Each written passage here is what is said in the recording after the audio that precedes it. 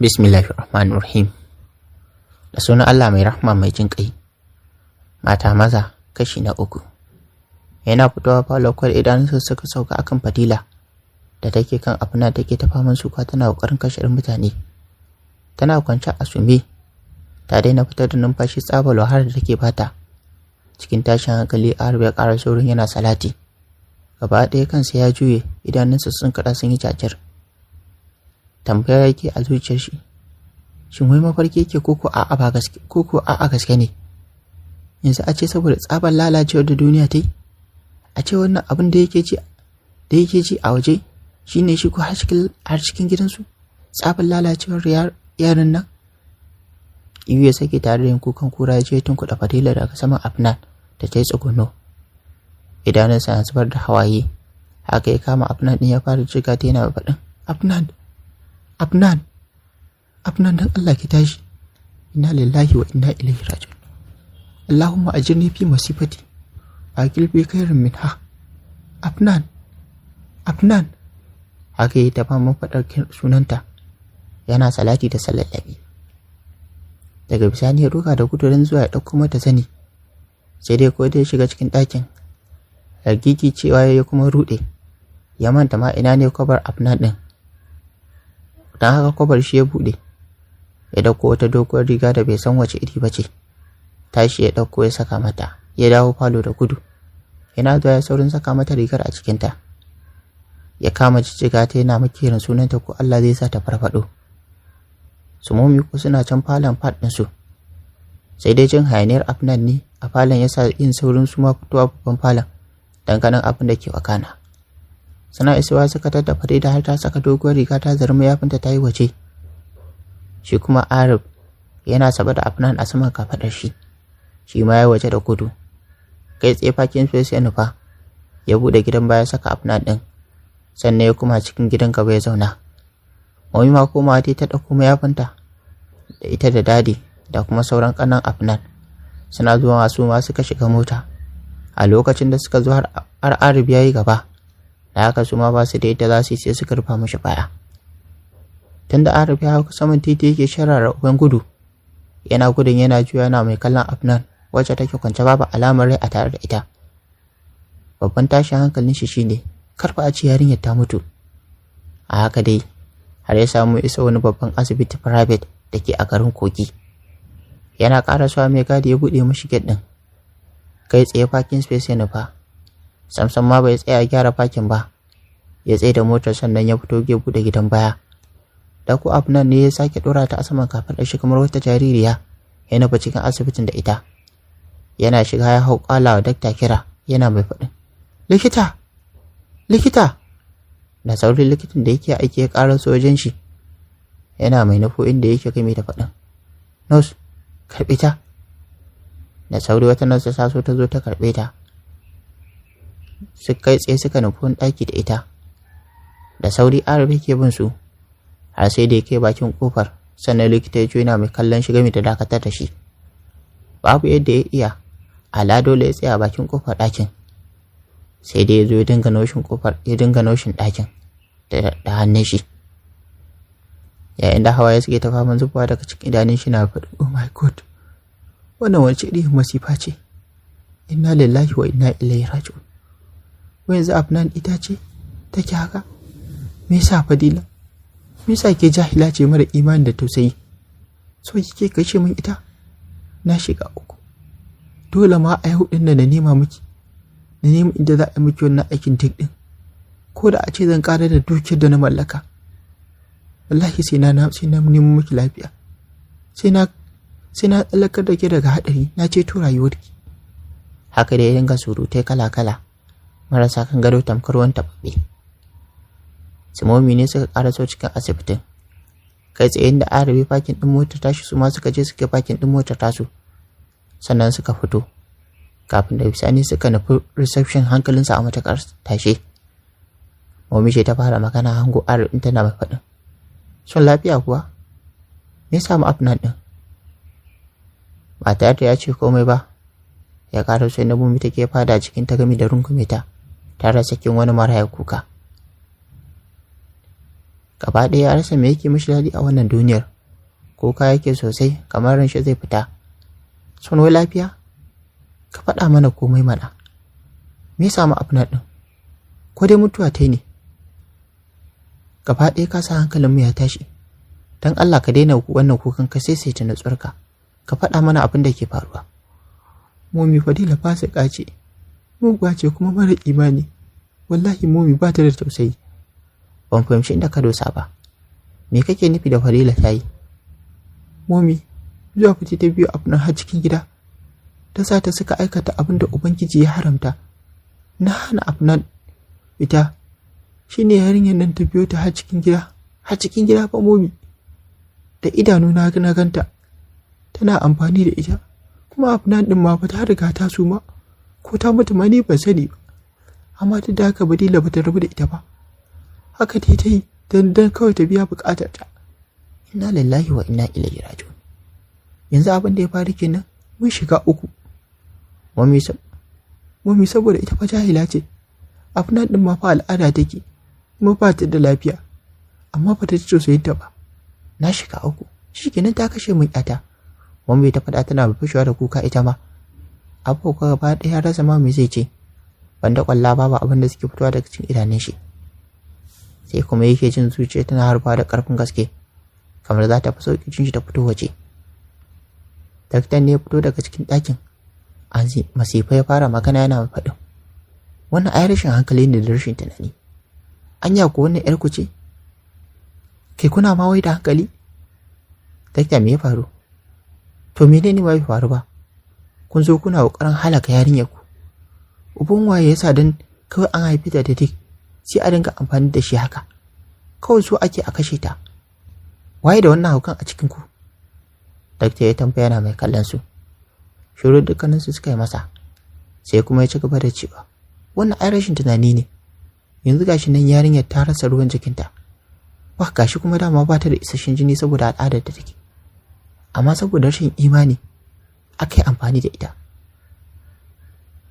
Banda hauka ma dududu yarinyar nawa take. Kamar yarinya ce ma fa. Oh my god. Dakta dan Allah ka daina faɗar haka. Dan Allah. A samu dai a ceto rayuwar yarinyar. Shikenan. Biyo ni office. Daktan ya faɗa bayan ya ɗan sassauto. Da sauri Arewa bishi a baya har suka shiga cikin office ɗin. Kujerar da take fuskantar ta ya samu ya zauna. Yana mai jeronin farfashe. Yayin da ƙarshen shi ke dukan uku. Kada daktan ya ce mishi yarinyar ta mutu. Kada daktan ya ce mishi Afnan ɗin shi ta mutu. Amma dai bata mutu ba ko? Ya faɗa yana mai kallon fuskar daktan. A'a bata mutu ba. Amma tana cikin haɗari. Da idan aka ci gwada takura mata, to za a iya tsintar kanta a wani irin yanayi wanda zai yiwu idan bata gurɓata rayuwar 'yan matan da take kusa da su ba. Amma kakin yayanta ne? A'a ne mijinta ne. Sare da waje dakta ya cikin tsananin mamaki na faɗin what? Bashinta? Ha ba dole. Ashe kai kasa ta cikin wannan hali. A'a dakta wallahi ba ni bane. Akan me zan cutar da rayuwarta? Ni ko shigar ta ma ban taɓa yi ba. Saboda a gani na yarinya ce. Ta yi kankanta tausayinta nake ji. To amma me yasa ka aure ta? Bayan ka san ta yi kankanta. Dakta kenan. Saboda wannan ciwon da yake jikinta shine yasa aka haura min ita ko Allah zai sa ta samu saukin sha'awar da take. Amma kuma naga abin karewa aiki. Dan Allah dakta, idan ka san inda ake aikin dik, ka faɗa min wallahi ko nawa ne zan iya biya. Kawai ni dai burina shine ta samu lafiya.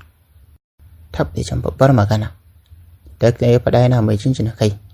Sannan ya shiru dan wasu daƙiƙo kafin da Sani ya ci gaba da magana yana mai faɗin. AR, a gaskiya wannan abu da kake yunkurin yi babbar barazana ce ga rayuwar Afnan. A duk faɗin duniyar nan, asibiti ɗaya ne da na sani ana aikin dik. Shi ma kuma yanzu an dakata. Sakamakon halaka da yara suke wajen aikin. Amma akwai wani likita da na sani ya shahara wajen wannan aikin. Sai dai shi babban tashin hankali shine haɗuwa da shi. Da kuma samun inda za a gan shi. To, Arif ya faɗa yana mai riƙe baki tare cincina kai sannan ya ce, To shi wannan wane ne? Da ganin shi zai min wahala a faɗin duniyar nan, bayan na san babu abin da kuɗi ba za su siya ba. Ni AR na yi alƙawarin ko ne zan ba wannan likita muddin zai min wannan aiki. Murmushi likitan yana faɗin, shi wannan likitan ya ci gasanni da yawa iri-iri na likitoci, soja ne, haka zalika ƙwararren lauya ne. Kuɗaɗe ko da kake yin ƙarin kana da su, a nan garin wane ne fi kowa kuɗi? Kai ne ko? Wanda ake kira da miliyoniya. To idan da wannan mutumin zai yi sadaka da wani kuɗi daga cikin kuɗin shi, to gaba ɗaya dukiyarka ba ta wuce sadaka da ita ba. Shawar da zan baka nan ita ce, ka haƙura da wannan aikin da kake so a yi mata. A'a, ba zan iya haƙura ba likita. Dole ne sai na nemo abuna lafiya. A ina kake tunanin zan same shi? A gaskiya baya zama gari ɗaya, kuma ba da tabbacin cewa ga menene ma asalin sunan shi. Amma dakta, ba yadda za a in same shi? Akwai mafita ɗaya. Na haɗu da wanda ya san gidansu. Oke, to don Allah ka taimaka ka haɗa da shi.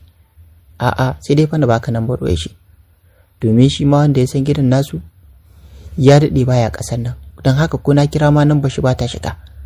Amma zan baka nambar ƙasar, nambar shi yana Paris. Zan baka, idan ka kira ka same shi sai kai mai cikakken bayani.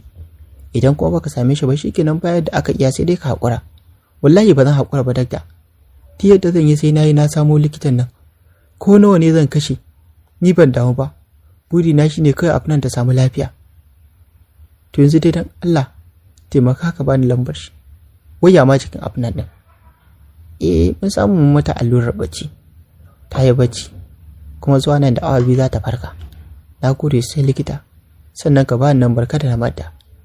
Yanzu sai na je na yi wasu mumi bayani, saboda na san hankalinsa a tashe yake. Fitowa an rabe daga cikin ofis ɗin, ya janyo kofar rufe, tare da nufo inda su mummi suka zaune cikun. A nan ne ya musu cikakken bayani, ya ci gaba da yi musu bayani sosai. Abba ne ya kalle shi na faɗin, yanzu to a ina kake tunanin za a samu wannan likitan? Abba ni ma ban sani ba. Ga dai dan bashi daktan ya bani, ya ce in jaraba ko za mu dace. To amma son, me kuɗi ke yi? Ni a gani na, tunda muna da kuɗi, shi likitan da kanshi zai kawo kanshi. A'a fa Abba, wannan likitan da kake ji ya fi ƙarfin arzikinmu. Kana ji an ce gaba ɗaya dukiyata ba ta wuce sadaka da ita ba? Shi ɗin ba gama garin irin sauran mutane ba ne. Dai buri na kawai in samu nambar tashi ta shiga, ko roƙonsa ne na yi akan ya taimaka ya mata wannan aikin. To, ikon Allah. Wannan wani iri ne? Kuma anya Arif ko ka san yawan dukiyar da muke da ita? Sadaka fa kace. Abba ya maganar a makakance. Abba, shi din dakta ne, soja ne, haka za rika ƙwararren lauya ne. Mutum mai tarin ilimi irin wannan, dole ne ganin sa ya wahala. Ni ina ma a ce zan gan shi, in roƙe shi, ko da duka dukiyata ce zan bashi, ya taimaka ya mata wannan aikin. Abba, ni zan koma gida. Ina son zan je ne wanka sai na dawo. Na san insha Allah kafin nan ta farka. To shikenan son. Sai ka dawo. Allah Ubangiji ya taimaka, ya kuma tsare mana gabanka da bayanka. Amin Abba na. Ya fara tare da karasawa. Ya fice daga cikin reception din gaba daya. Baki Express ya je ya shiga motar shi. Kai tsaye gidan su Fadila ya nufa. Yana zuwa ya kanta a bakin titi. Rike da akwatin kayanta ta fito tana kokarin guduwa. Da sauri ya sha gaban ta ya fakin din mota. Game da fitowa. Tunda ya fito daga cikin motar, Fadila ta gane shi ne, gabanta ya hau duka tamkar wata ganka. Zuciyar ta sai harwa take da ƙarfin gaske. Wani azababban yawo ta haɗe ji kake kut. Ta rasa sakin akwatin da ke hannunta. Tana kallon sa cikin tsoro da fargaba. Shi ko Arif, ko da ya fito gidan sama da ta ƙasa ya haɗe, yana mai tauna labbansa. Kai tsaye inda take nufa. Idanunsa gaba ɗaya sun canza launi zuwa launin ja. Magana ya fara yi cikin ɓacin rai, yana mai sa hannunsa cikin aljihun wandonsa, kamar zai ɗauko wani abu. Ashe bel ɗinsa ya zare. Kai tsaye inda take nufa, idanunsa a kankance ya fara magana. muguwa, fasika, zalima. Wallahi ni Arif ni ne zan yi maganin ki. Tsorata Fadila ta yi, da haka ta yi baya za ta gudu. Cikin zafin nama ya damƙo ta, ya fara zuba mata bel a cikinta. Ihu Fadila take tana kuka, tana mai neman agajin mutanen da suke wucewa, amma babu wanda ko ya kalle ta, balle tana a samu wanda zai kawo mata ɗauki. Shi ko Arif sai da ya tabbatar ya gama farfasa mata ciki, ya galabaitar ita sosai. Kwance take tana kuka, tana kurura saboda tsabar da take ji a cikinta. Hannunta ya kamo, ya ja suka shiga cikin gidan. Kai tsaye har cikin falon gidansu ya shiga. Hannun ne tare da ummantar abanta da kuma sauran kannanta suna zaune, har da kanwar Tazi wato kawar Afnan. Mamaki ne mai bayyana ƙarar a saman fuskar iyayen nata, yadda suka Arif ya shigo cikin gidan kuma yana riƙe da hannun yarsu, fuska a kumbure, ta ci kuka ta ƙoshi. Wasu ankara ba sai suka Arif ɗin ya rugar da ita a saman a tsakiyar falon. Aiko sai gashi ta bashi da yarab tamkar wasu kayan wanki. Hannu ya sa ya ga rigarta. Sai ga Fadila tsirara haihuwar uwarta. Babu biretiya, babu dan pant, haka take tambar. Umma ce ta bude baki tana mai faɗin inna lillahi wa inna ilaihi raji'un. Mun shiga uku. Da ƙarshe magana tana mai rantsa idanta. Shi ko abban Fadila su man zaune yana mai kallon ikon Allah. Durƙusa Arif yayi, ya kamo haɓarta, ya ɗora bakinsa a saman nata, ya kama gartsa mata cizo a saman laɓanta.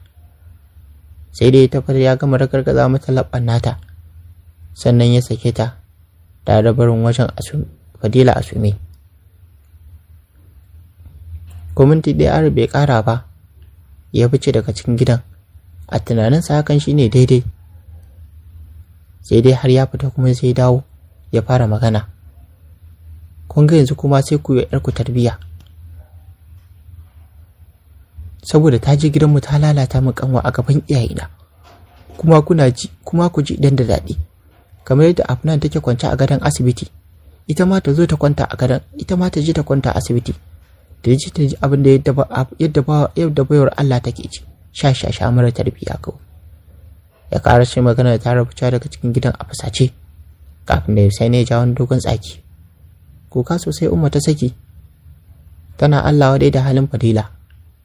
Gashi nan na ba yadda ban yi da ke ba akan ki aure kika ki.